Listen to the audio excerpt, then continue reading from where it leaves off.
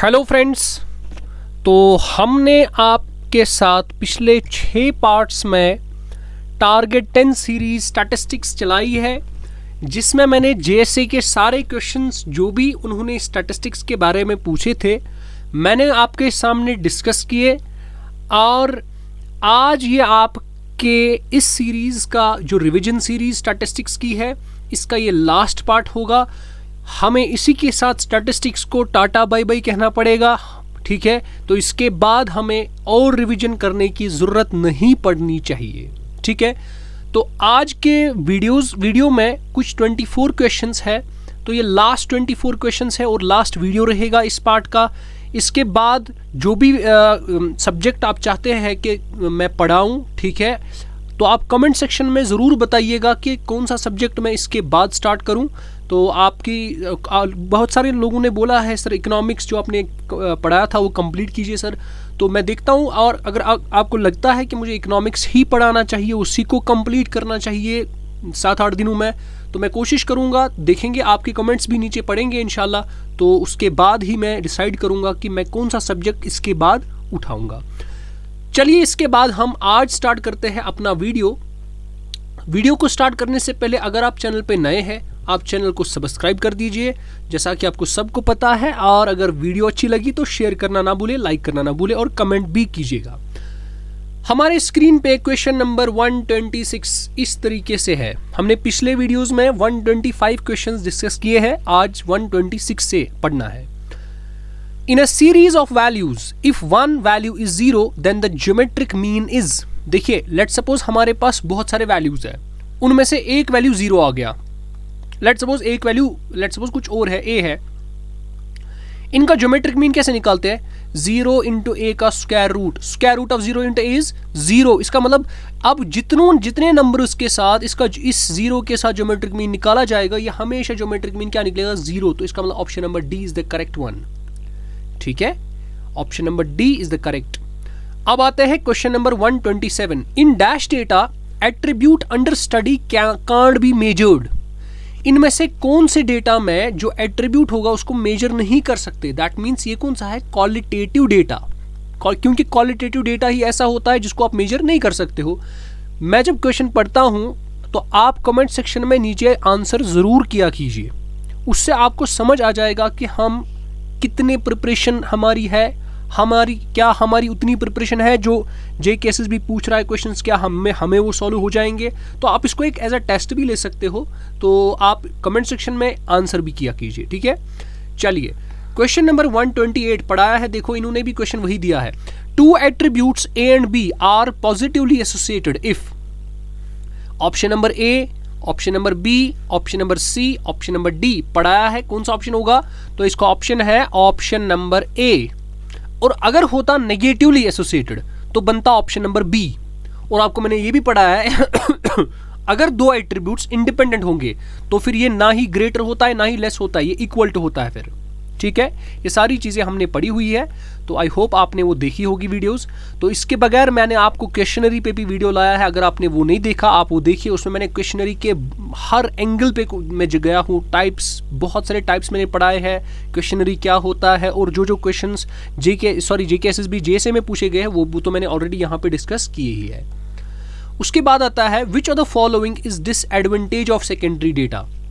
It is complicated, difficult to collect. ये तो कैसे हो सकता है ये डिफिकल्ट टू कलेक्ट है? ये तो इजी टू कलेक्ट है, ये तो ऑलरेडी किसी ने कलेक्ट किया होता है, आपको वहां से लेना है। तो इसका मतलब ये डिसएडवांटेज नहीं, एडवांटेज है, ठीक है। It may not be always as latest as the decision maker wishes them to be. ये सही बात है, क्योंकि देखो, लेट्स सपोज मैंने डेटा खुद कलेक्ट किया था 1996 में, अब आज किसी और को जरूरत पड़ा, वो आता है, अब मेरा ही वो लेता है डेटा, अब वो उतना लेटेस्ट तो नहीं होगा ना जो वो चाहता है, जिसको वो चाहिए, जिस काम के लिए चाहिए। इसका मतलब उसको अपडेट करने की जरूरत है, तो ये डिसएडवांटेज है सेकेंडरी डेटा की। That means option number B is the correct one. Question number 130 ये पढ़ाया है मैंने मेजरमेंट स्केल्स। अगर आपने प्रॉपर्ली लेक्चर फॉलो किए हैं, वहां पर मैंने मेजरमेंट स्केल्स पढ़ाया था। Ordinal scale, nominal scale, ratio scale, interval scale. A patient in hospital may have 102 degree Celsius fever. This is an example of, मैंने आपको पढ़ाया है जो भी एग्जाम्पल्स टेम्परेचर की आती है वो किस स्केल में हम फॉलो करते हैं, वो किस स्केल में हम डालते हैं, हम उसको इंटरवल स्केल में डालते हैं। ठीक है, देखो कितने क्वेश्चंस इन्होंने मेजरमेंट स्केल्स पे बताए हैं। ठीक है, आई होप आपको प्रॉब्लम नहीं होनी चाहिए। 131 for dichotomous attributes the presence of attributes is termed as. देखिए हमारे पास कोई एट्रीब्यूट है, मान लीजिए जेंडर है, ये जेंडर एट्रीब्यूट है। अब या तो जेंडर में प्रेजेंट होगा मिसाल मेल कैरेक्टर तो मिसाल एम आएगा, या तो क्या आएगा फीमेल आएगा, है ना। या आप ऐसे भी कह सकते हो हमारे पास कोई एट्रीब्यूट है, या तो वो प्रेजेंट होगा, प्रेजेंट किसे दिखाते हैं ए से, और अगर वो एब्सेंट हुआ तो अल्फा से। अब इस क्लास को क्या बोलते हैं और इस क्लास को क्या बोलते हैं, ये बोलता है द प्रेजेंस। अगर ये प्रेजेंट हुआ ना उसको क्या बोलते हैं, उसको बोलते हैं पॉजिटिव क्लास, और अगर वो एब्सेंट हुआ उसको क्या बोलते हैं नेगेटिव क्लास। तो यहां पे कौन सा ऑप्शन है, ऑप्शन नंबर ए सही है। ठीक है, समझ आ रही है कि नहीं, कमेंट सेक्शन में बताओ मजा आ रहा है कि नहीं आ रहा है। ठीक है, तो ये मेहनत करके आपके सामने ये क्वेश्चंस में ले आया हूं। आप इसको शेयर करना ना भूले, इसको लाइक कीजिए वीडियो को, और जितना हो सके कमेंट्स करो। ठीक है, 132 the dash is defined as chance of dying of newly born infant within a year of its life under given mortality condition। ये तो सीधे infant mortality rate है, तो infant कहाँ है, infant death rate। सो 132 का ऑप्शन नंबर ए सही है, बिल्कुल सिंपल। अब लास्ट वाला शिफ्ट है, शिफ्ट वाला 9, शिफ्ट 9। ठीक है, इसमें क्या क्वेश्चंस पूछे गए हैं देखते हैं, चलिए। तो क्वेश्चन नंबर 132 आपके स्क्रीन पे ये रहा। In statistics the term dash is used to represent data which is measured in terms of some quality. जब मैंने आपको पढ़ाया था ना एट्रीब्यूट्स, मैंने आपको बोला था एट्रीब्यूट का मतलब होता है कैरेक्टरिस्टिक्स, तो इसका मतलब इसका क्या आंसर आएगा, एट्रीब्यूट आएगा। Option number C is the correct one. इसके बाद हमारे पास आता है क्वेश्चन नंबर 134, अगेन इसी नॉमिनल डेटा पे सवाल है। ठीक है, मेजरमेंट स्केल पे। If any data quality is measured in terms of presence और एब्सेंस, अगर कोई क्वालिटी आप मेजर कर रहे हो या तो प्रेजेंट होगा या तो एब्सेंस होगा, देन इट्स टर्म्ड एज। अब कितने ऑप्शंस है, या तो प्रेजेंट होगा या तो एब्सेंट होगा, तो इसको बोलते हैं बाइनरी डेटा। बाइनरी मींस दो ही ऑप्शंस अवेलेबल है, प्रेजेंस या एब्सेंस, कोई तीसरा ऑप्शन अवेलेबल नहीं है। चलिए बेटा, gross reproductive rate is approximately, देखिए ऑप्शन से आपको यहां पे क्लियर होगा। अब सबसे पहले आपको यहां पे ग्रॉस रिप्रोडक्टिव, इस क्वेश्चन को आंसर करने से पहले आपको पहले पता होनी चाहिए कि ग्रॉस रिप्रोडक्टिव रेट क्या होता है और टोटल फर्टिलिटी रेट क्या होता है। ठीक है, देखिए बेटा, ग्रॉस रिप्रोडक्टिव रेट में आपको ये याद रखना है कि भाई ग्रॉस रिप्रोडक्टिव रेट में हम खाली उन वुमेन्स को कंसिडर करते हैं जो रिप्रोडक्टिव एज में होते हैं। किन एज में होते हैं, रिप्रोडक्टिव एज।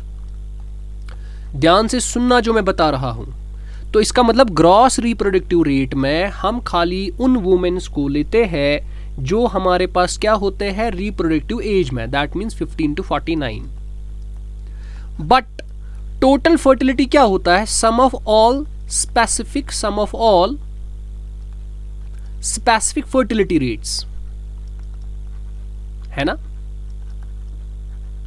अब इसका मतलब यहां पे सारे एज ग्रुप्स के 0 से लेकर अगर 100 तक एज ग्रुप्स है, इसमें सारे के सारे एज ग्रुप्स में आप एनालिसिस करते हो, सारी वुमेन्स का आप एनालिसिस देखते हो, तो इसका मतलब हो गया जो टोटल फर्टिलिटी रेट होगी वो तो GRR से बड़ी ही होगी। क्यों, क्योंकि यहाँ पे एज ग्रुप आप मतलब जो आपके पास आप इसको क्या डोमेन है वो छोटा ले रहे हो, जितना डोमेन छोटा रेट छोटी निकलेगी।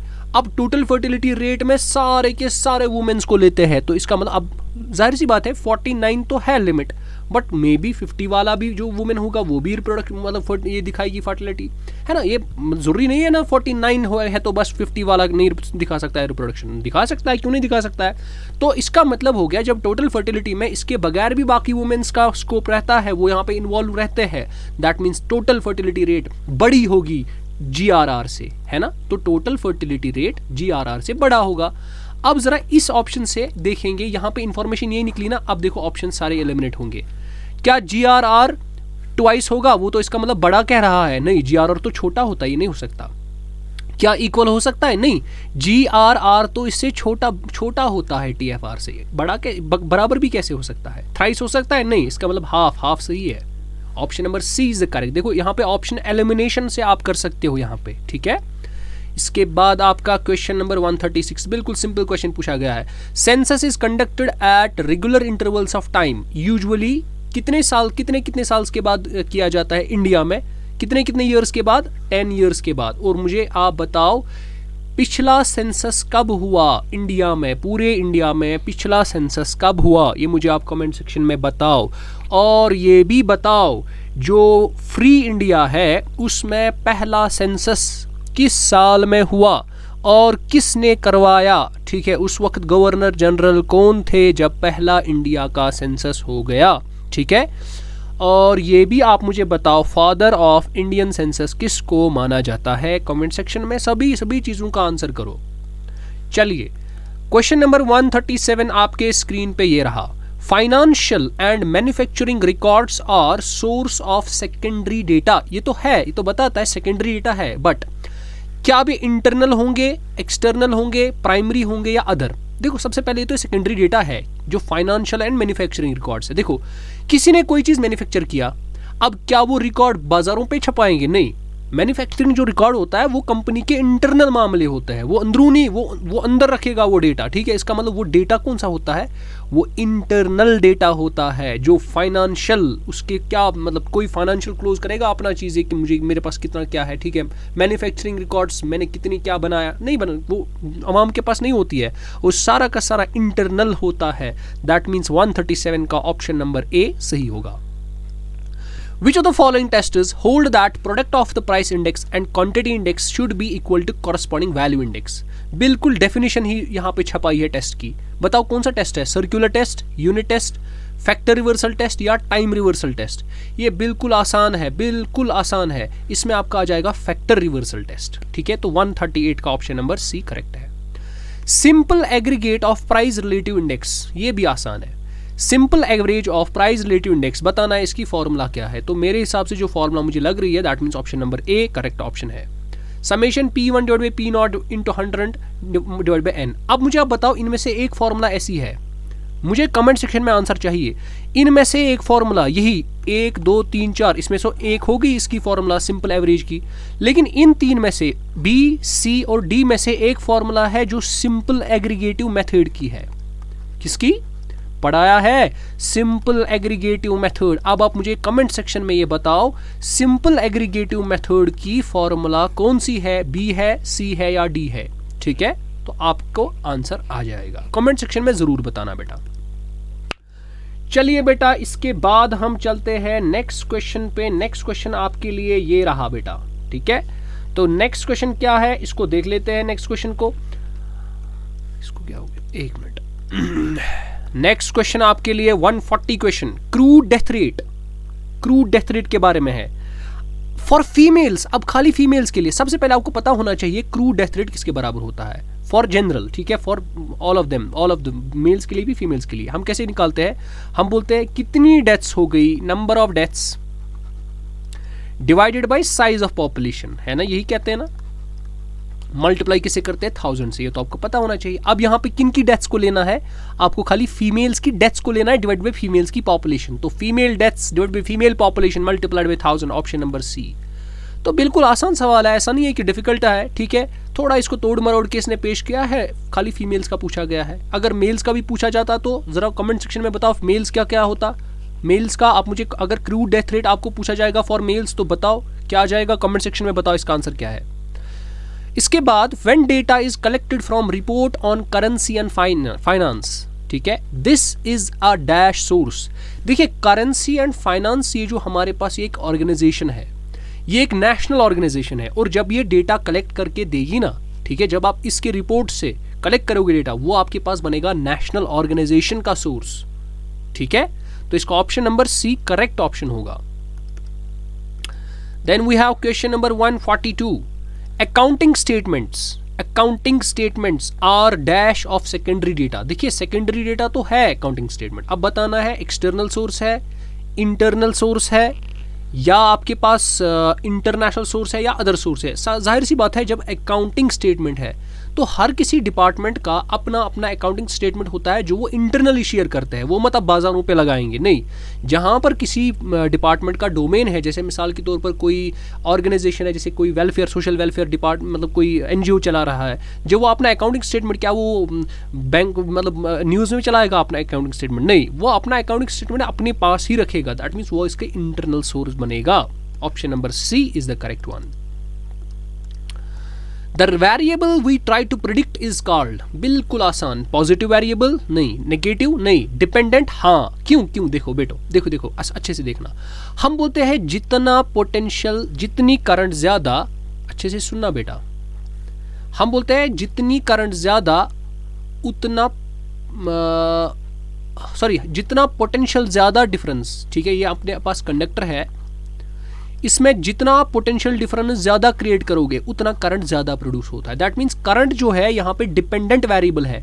तो क्या हम करंट को प्रिडिक्ट करते हैं इसका वैल्यू क्या होगा? किससे करेंगे? V से करेंगे। V अगर इंक्रीज हो गया I विल इंक्रीज, V अगर डिक्रीज हो गया I विल डिक्रीज। I क्या था? डिपेंडेंट। तो डिपेंडेंट वेरिएबल्स वो होते हैं जिनको हम प्रिडिक्ट करने की कोशिश करते हैं। ठीक है, चलिए देखिए, अगेन आ गया यही empirical relation between mean, mode and median. If the mean is 145.35, तो ये आपके पास मीन है, मीडियन दिया है, ये आपको मोड निकालना है। ठीक है, ये तो सिंपल सा सवाल है, मैंने आपको 1000 बार ऐसे क्वेश्चंस दिखाए हैं, इसका मतलब ये सवाल आने वाले हैं वहाँ। ठीक है, तो मोड किसके बराबर होता है? मैंने आपको पढ़ाया है, मोड होता है बराबर thrice median minus twice mean, यही होता है ना। तो आपको सिंपल कैलकुलेट करना है, 3 into median that is 144.917 minus कर लो 2 इंटू 145.35। तो कीजिए कैलकुलेट, मैं भी कैलकुलेट करता हूँ, आप भी कैलकुलेट कीजिए। ठीक है, तो क्या आ जाएगा? ये बनेगा आपके पास 3 इंटू 144.917, तो ये आएगा 434.751। माइनस कीजिए आप इसको 2 इंटू 145.35, तो यह बनेगा आपका 290.7। तो जब मैं इसको माइनस करूंगा ये आना चाहिए 434.751 से माइनस करना 144.051, तो ऑप्शन नंबर डी इसका करेक्ट होगा। ठीक है, तो ऑप्शन नंबर डी 144 का करेक्ट है। आगे चलते हैं क्वेश्चन नंबर 145 पर। If the data values are recorded in chronological order, पढ़ाया है मैंने, पढ़ाया है। अगर आपने पिछले वीडियो लेक्चर्स देखे हैं ना, इसी पे जो रिवीजन चल रहा है, मैंने बताया है, एक होता है टाइम सीरीज डेटा, एक होता है क्रॉस सेक्शनल डेटा। अगर डेटा रिकॉर्ड होता है ना क्रोनोलॉजिकल ऑर्डर में, तो कौन सा डेटा होता है? Time series data. अगर ये क्रोनोलॉजिकल ऑर्डर में नहीं होता है रिकॉर्ड, उसको क्या बोलते हैं? Cross sectional data. तो यह तो आपको पता है, इसको आएगा option number B, time series.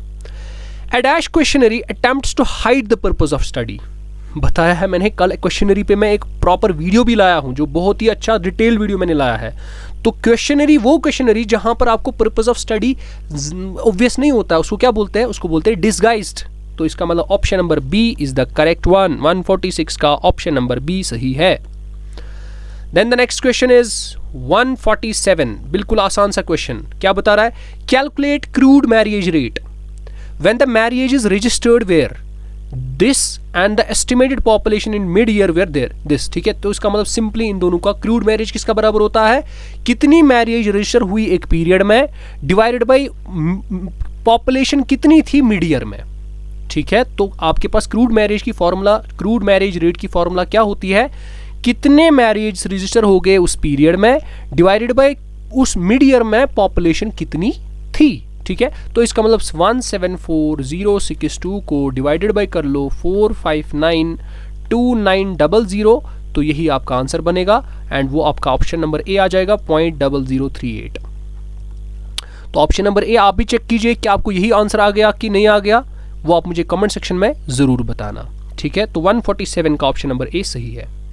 इसके बाद आपके पास क्वेश्चन नंबर 148 कुछ इस तरीके से है। ठीक है, बता रहा है 3 कॉइन्स आर टॉस्ड। देखिए, सबसे पहले जब 3 कॉइन्स को टॉस करते हैं हम, तो सैंपल स्पेस क्या बनेगा? या तो 3 जब किया ना, या तो हेड हेड हेड आएगा, या तो हेड टेल हेड आएगा, या तो हेड हेड टेल आएगा, या तो टेल टेल टेल आएगा। ठीक है, सॉरी, या तो हमारे पास इसको मैं इरेज करता हूँ, या तो हमारे पास ये नहीं, अभी हम, हाँ, या तो आएगा हेड टेल टेल, फिर या तो टेल हेड हेड आएगा, या तो टेल हेड टेल आएगा, या तो टेल टेल हेड आएगा, या तो टेल टेल टेल आएगा। अब देखो क्वेश्चन, ये सैम्पल स्पेस 8 आनी चाहिए, 1 2 3 4 5 6 7 एंड 8। अब देखो question, what is the probability of getting neither 3 heads, ना ही 3 हेड्स आने चाहिए, तो 3 हेड्स नहीं आने चाहिए, सिंपल, क्रॉस करते हैं। नॉर 2 टेल्स, जहां जहां 2 टेल्स है ना वो नहीं आने चाहिए, तो ये भी नहीं आना चाहिए, ये भी, यहाँ पर भी 2 टेल्स है, यहाँ पर भी 2 टेल्स है, और यहाँ तो 3 है, ये भी तो नहीं आना चाहिए। तो कितने, क्या प्रोबेबिलिटी आएगी, 1 2 3, तो 3 divided by 8 is the correct answer, option number D, 148 का ऑप्शन नंबर। तो यहाँ पे 140, what is the probability of getting neither 3 heads nor 2 tails. अच्छा, यहाँ पे एक चीज गलती हो गई, देखिए यहाँ पे थोड़ा प्रिकॉशन लेना था। ये जो 3 टेल्स वाला था, 3 टेल्स, इसने 3 टेल्स के बारे में नहीं कहा, इसने बोला कि 2 टेल नहीं आना चाहिए, 3 टेल्स के बारे में इसने कुछ नहीं कहा, तो इसका मतलब 3 टेल हमें लेना है। तो कितने बनेंगे, तो बनेंगे 1 2 3 और 4 बनेंगे, तो 4 डिवाइडेड बाई 8, ठीक है। तो यहाँ पे प्रिकॉशन लेना है आपको, तो ये 1/2 आएगा, that means option number C इसका करेक्ट होगा, option number C, that is 1/2। Clear. इसके बाद आपके पास आता है next question, and that is the last question, ठीक है। क्या बताता है, 149 इफ द प्रोबेबिलिटी, ठीक है, और ये बहुत अच्छा क्वेश्चन है, ठीक है, जिसके मतलब शिफ्ट में ये क्वेश्चन आया है ना, तो बिल्कुल उसको अच्छा क्वेश्चन दिखा होगा, और अगर आप भी अभी सॉल्व कर रहे हो तो आपको भी इसमें प्रॉब्लम हो सकती है, ठीक है, क्योंकि अच्छी लेवल का क्वेश्चन है। अब देखते हैं क्या बताता है। ये बताता है if the probability of rain on any day in Delhi is 1/2। बताता है दिल्ली में अगर प्रोबेबिलिटी की रेन हर किसी दिन देखेंगे ना तो 50%, तो 1/2 इज द प्रोबेबिलिटी, ठीक। तो कितनी प्रोबेबिलिटी है, 1/2। Then what is the probability, देखिए क्या बता रहा है, then what is the probability that it rains on exactly 4 days. बताइए बेटा क्या प्रोबेबिलिटी होगी कि ये 4 दिन बराबर रेन करेगा इन 6 डेज पीरियड। सबसे पहले मुझे आप एक चीज बताइए, अगर आप एक दिन में देखेंगे, ठीक है, एक दिन में, तो कितने पॉसिबिलिटीज है, या तो रेन होगा या तो नहीं होगा, यानी 50% रेन होने के चांसेस है, 50% रेन न होने के चांसेस है, दैट मीन्स 50% होने के, 50% न होने के, दैट मीन्स यहां पे 1/2 करके, सो दैट मीन्स 2 पॉसिबिलिटीज है ना। अब जब आपके पास 6 डेज होंगे, 6 डेज, एक डे की क्या आ जाएगी, इसको क्या बोलते हैं ना, कितने बन जाएंगे सैंपल, मतलब कितनी पॉसिबिलिटीज है एक दिन में, 2 पॉसिबिलिटीज, या तो रेन करेगा या तो नहीं करेगा। दूसरे दिन की भी सेम 2, तीसरे दिन की भी सेम, चौथे की भी, 5वें की भी, 6ठे की भी, इनको मल्टीप्लाई करेंगे तो ये बनेगा आपका टोटल सैंपल स्पेस। तो टोटल सैंपल स्पेस कितना आएगा यहाँ पे, तो NS ये आ जाएगा, तो NS आ जाएगा, तो ये आएगा total elements in some sample space 2 × 2 × 2 × 2, that means 2 × 6, 2⁻⁶, और वो आएगा 64। तो यहाँ से हमने NS that means sample space में टोटल कितने सैंपल पॉइंट्स हैं, वो 64 आ गए, ठीक है, यहाँ तक समझ आ गया। तो यहाँ से हमने लगाया, पता लगाया कि भाई हर एक दिन की जो चांसेस है, यानी क्या क्या आ सकता है, देखो या तो रेन आएगा या तो रेन नहीं आएगा, 2 ही पॉसिबिलिटीज है, तो इसका मतलब 2, हर दिन की 2 पॉसिबिलिटीज, तो 6 दिन हो गए, उनको मल्टीप्लाई किया, वो आपका क्या बनेगा, sample space, total number of sample points, ठीक है, इन सैंपल स्पेस, वो आ गया 64। अब आपको क्या करना है, अब आपको 4 दिन खाली देखना है कि भाई क्या प्रोबेबिलिटी है, आपको 4 दिन आने चाहिए रेन 6 दिनों में से। इसका मतलब आपको 6 दिनों में से 4 दिन सिलेक्ट करने हैं। तो सिलेक्शन को क्या बोलते हैं, सिलेक्शन को बोलते हैं कॉम्बिनेशन। पढ़ाया है मैंने परम्यूटेशन एंड कॉम्बिनेशन। इसका देखो मैंने इसीलिए बोला था जिसको प्रोबेबिलिटी सीखना है उसको परम्यूटेशन एंड कॉम्बिनेशन का कांसेप्ट होना जरूरी है, तब तक उसको सॉल्व क्वेश्चन नहीं होगा। इस लेवल के क्वेश्चन तो कुछ बिल्कुल भी नहीं सॉल्व होंगे। अब देखो आपको यहाँ पे सिलेक्ट क्या करना है, 6 दिनों में से 4 दिन सिलेक्ट करने हैं जब रेन होगा। दैट मीन्स आपको 6C4 6 दिनों में से 4 दिन सिलेक्ट कितने वेज में होंगे, सब पहले वो निकालेंगे। तो ये बनेगा 6 factorial divide by 6 - 4 is 2 factorial into 4 factorial. तो ये बनेगा 6 × 5 × 4 फैक्टोरियल डिवाइडेड बाई 2 फैक्टोरियल को 2 ही लिख सकते हैं into 4 factorial. 4 factorial cancel, 2 1s are 2 3s are, तो ये बनेगा 15। तो इसका मतलब हो गया जो हमारे पास फेवरेबल आउटकम्स है, फेवरेबल आउटकम्स है वो कितने हैं? 15। These are the favourable outcomes, यानी ये वो वाले इंस्टेंसेस है, 15 इंस्टेंसेस हमारे पास ऐसे है जब 4 दिनों में 6 में से 4 दिनों रेन पड़ेगा।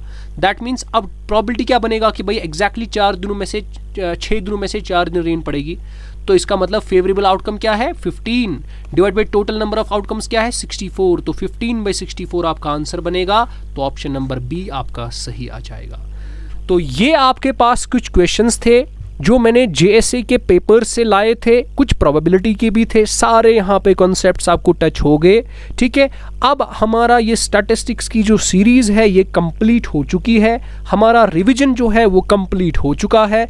अगर आपको ये अच्छी ये सीरीज़ लगी, आप इस सीरीज़ को शेयर करना ना भूले, बिल्कुल इसको शेयर कीजिएगा और लाइक भी कीजिएगा वीडियो को। और जो भी आपको लगता है इसके बाद हमें कौन सा सब्जेक्ट उठाना चाहिए जो मैं पढ़ाऊंगा इसके बाद, ठीक है, आप मुझे कमेंट सेक्शन में ज़रूर बताओ, तो मैं वो आपको क्लियर कर दूंगा। तो इंशाल्लाह अगले वीडियोस जो आ जाएंगे आप कमेंट सेक्शन में ज़रूर बताओ मुझे मैं कौन से वीडियोस आपको पसंद है जो मैं इसके बाद अपलोड करूं।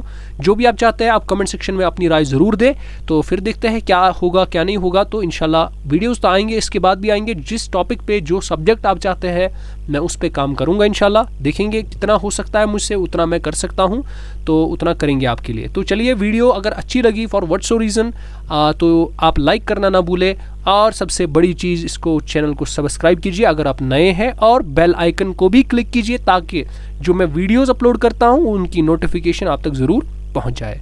तो आज का वीडियो यहीं पे स्टॉप करते हैं। उम्मीद है आपने इस सीरीज़ को एंजॉय किया होगा। अगर ऐसा है तो आप नीचे कमेंट सेक्शन में भी लिखिएगा। तो इंशाल्लाह best of luck for your examinations. तो आपका स्टैटिस्टिक्स मैंने पूरा कंप्लीट करवा दिया, चाहे वो थ्योरी हो, चाहे वो MCQs हो, चाहे वो रिवीजन हो, तो सब कुछ स्टैटिस्टिक्स में आपका कंप्लीट हो गया। Now you have to aim for 10 marks, और 10 मार्क्स आपको आएंगे अगर आपने ये सारा सुना है। अगर आपने मेरे से पढ़ा है तो मैं गारंटी देता हूँ आपको कम से कम आपको 10 में से 9 तो आएंगे ही आएंगे। स्टैटिस्टिक्स में हो सकता है, मुझे लगता है कि प्रोबेबिलिटी में कोई फंस ना जाए, क्योंकि प्रोबेबिलिटी में थोड़े क्वेश्चंस थोड़ा उधर इधर डाल रहे हैं, थोड़े टफ लेवल के क्वेश्चंस है, लेकिन बाकी मुझे लग रहा है कि 9 क्वेश्चंस तो आपको निकलने चाहिए। अगर आपको 9 क्वेश्चंस निकल रहे हैं तो आई वुड बी ब्लेस्ड, मुझे बहुत खुशी मिलेगी कि हाँ जो मैंने मेहनत की तो वो काम आ रही है, ठीक है, वो यहाँ पे रंग दिखा रही है। तो I wish you all the best आपके एग्जामिनेशन के लिए। तो स्टैटिस्टिक्स को आज से हम टाटा बाय बाय कह रहे हैं ये मेरी यूट्यूब चैनल पे। तो इंशाल्लाह आप जो भी सब्जेक्ट होगा उसके साथ डील करेंगे, उसको भी डेप्थ के साथ, जैसे मैं पढ़ाता हूँ, आपको पता है मैं कैसे पढ़ाता हूँ, आपको सबको पता है मेरा कंटेंट कैसा होता है। तो जो भी सब्जेक्ट आपको लगता है, जिसके बारे में भी आपको लगता है, आप मुझे नीचे बताओ। हम मिलते हैं अगले वीडियो में, तब तक के लिए खुदा हाफिज़।